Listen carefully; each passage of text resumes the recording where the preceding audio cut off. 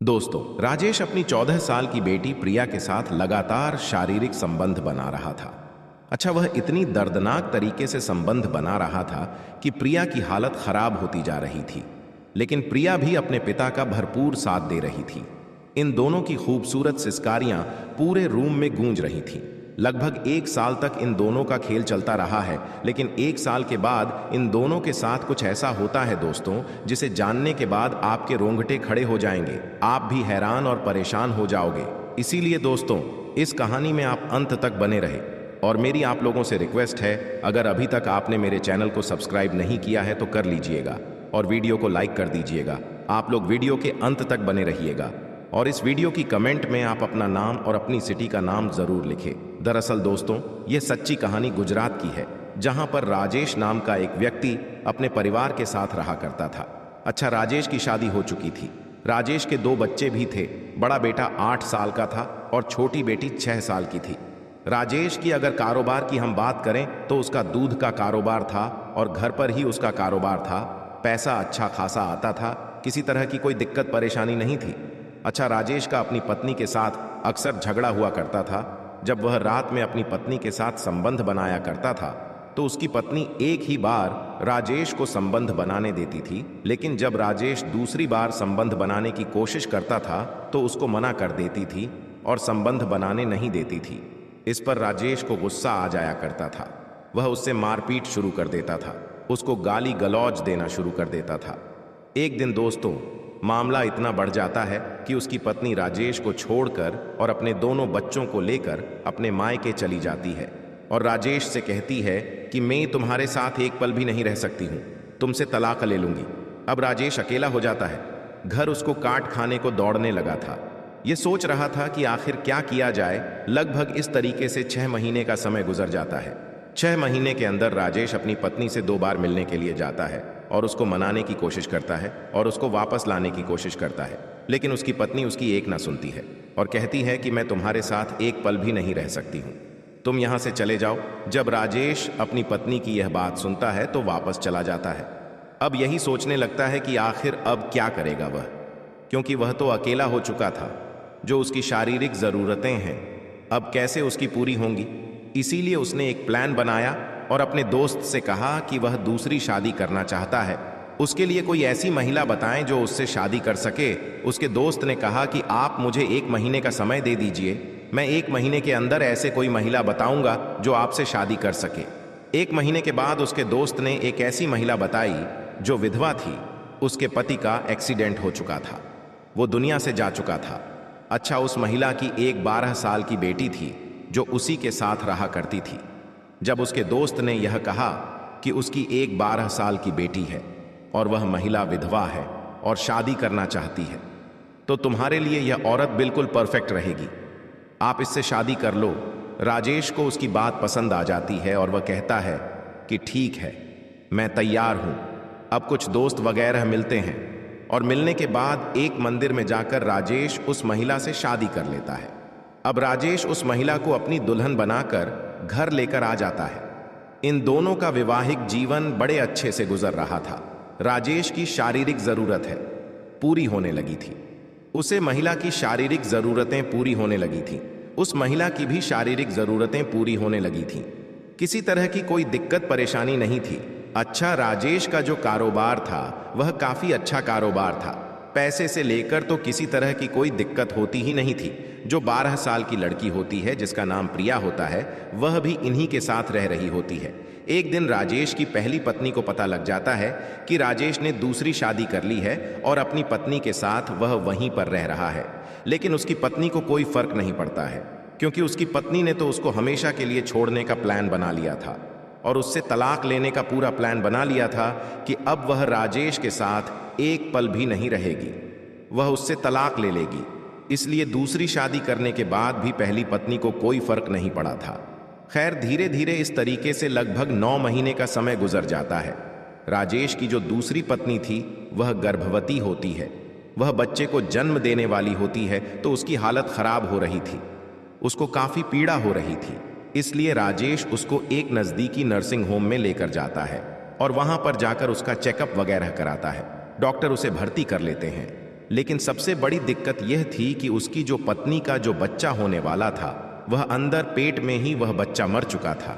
इस पर उस महिला को काफी परेशानी हो रही थी, काफी दर्द वह सहन कर रही थी। धीरे धीरे लगभग 1 घंटे का समय गुजर जाता है, उस बच्चे का जन्म नहीं होता है और दर्द के मारे उस महिला की वहीं पर मौत हो जाती है। अब बच्चा तो पहले ही मरा हुआ था पेट में, अब उस महिला का भी वहीं पर मौत हो जाती है। जब डॉक्टर साहब उसको बचा नहीं पाते हैं तो राजेश से कहते हैं कि हम आपकी पत्नी और आपके बच्चे को नहीं बचा पाए हैं।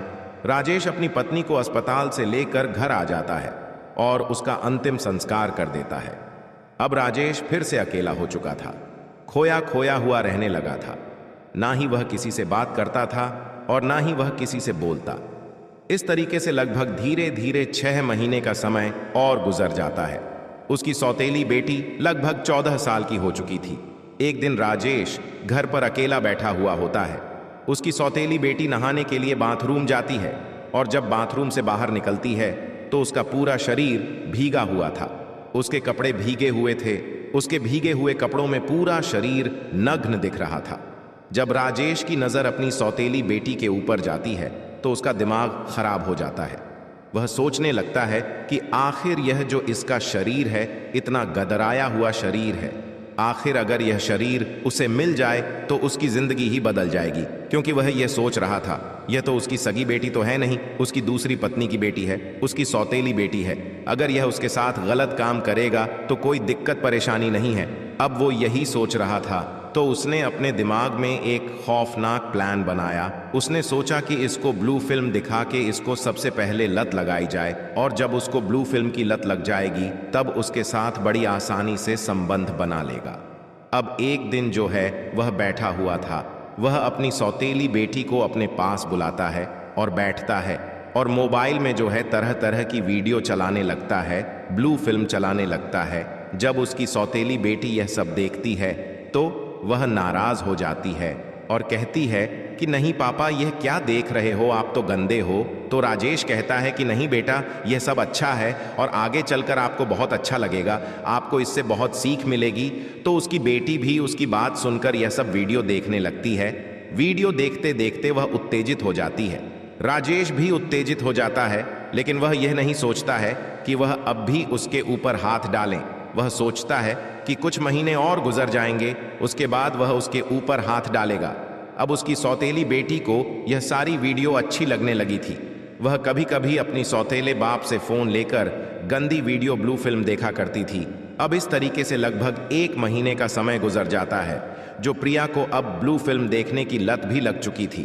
राजेश को अंदाजा हो चुका था कि उसको अब ब्लू फिल्म देखने की लत लग चुकी है। अब यह सही समय है उसके साथ संबंध बनाने का। तो एक दिन रात में राजेश अपनी सौतेली बेटी को अपने पास बुलाता है और अपने पास सोने के लिए उससे कहता है कि तुम मेरे पास सो जाओ, आज हम दोनों एक साथ ही सोएंगे। वहीं पर यह दोनों लेटे हुए थे और ब्लू फिल्म देखने लगते हैं। उसके बाद जो प्रिया है वह उत्तेजित होने लगती है। राजेश भी उत्तेजित होने लगता है, उसके शरीर पर हाथ फेरने लगता है, उसको जगह जगह से छूने लगता है और राजेश एक ही झटके में अपनी सौतेली बेटी को निर्वस्त्र कर देता है। उसके शरीर पर एक भी कपड़ा नहीं होता है। यह सब प्रिया को अच्छा लग रहा था, क्योंकि प्रिया ने जो सब वीडियो में देखा था वह वैसा ही राजेश उसके साथ कर रहा था। क्योंकि वीडियो में वह सब जान चुकी थी कि आखिर इसमें होता क्या है, कितना मजा आता है, कितना क्या होता है। यह सब प्रिया वीडियो देख देख कर जान चुकी थी और उसको ब्लू फिल्म देखने की लत भी लग चुकी थी। अब राजेश भी अपने कपड़े उतार देता है और लगातार उसके साथ छेड़खानी करने लगता है। लगभग 15 मिनट के बाद वह उसके साथ संबंध बनाने लगता है। अच्छा, प्रिया को शुरू में तो अच्छा नहीं लगता है, उसको दर्द होने लगता है।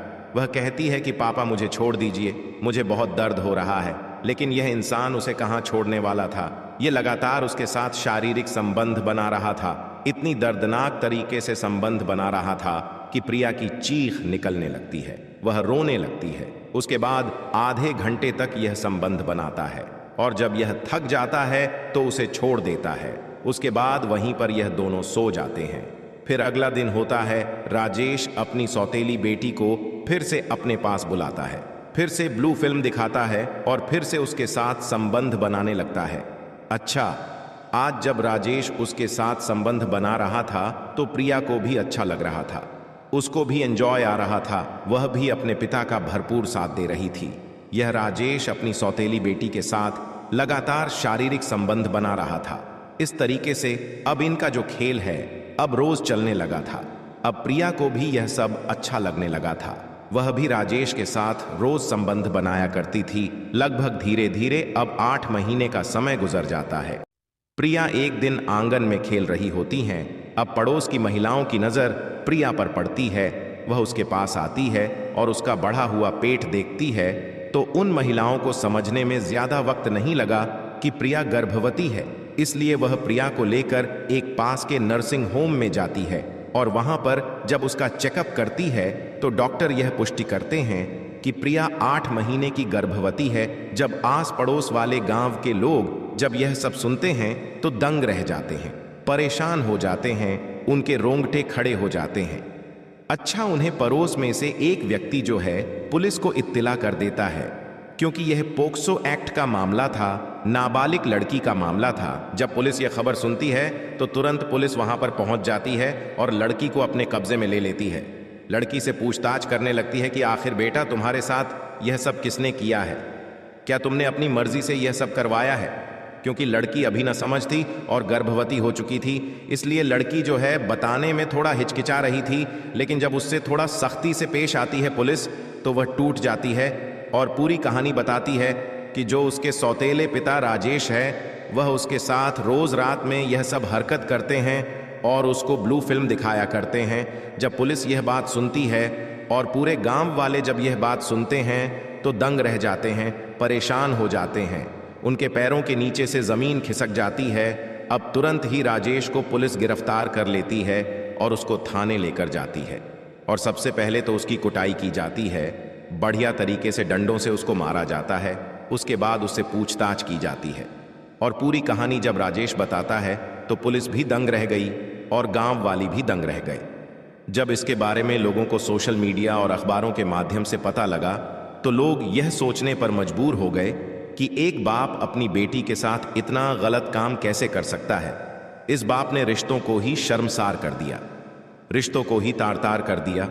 लोग बड़े हैरान थे, परेशान थे। बाकी राजेश के ऊपर पोक्सो एक्ट का मामला दर्ज करके इसको जेल भेज दिया जाता है और इसको उम्र कैद हो जाती है।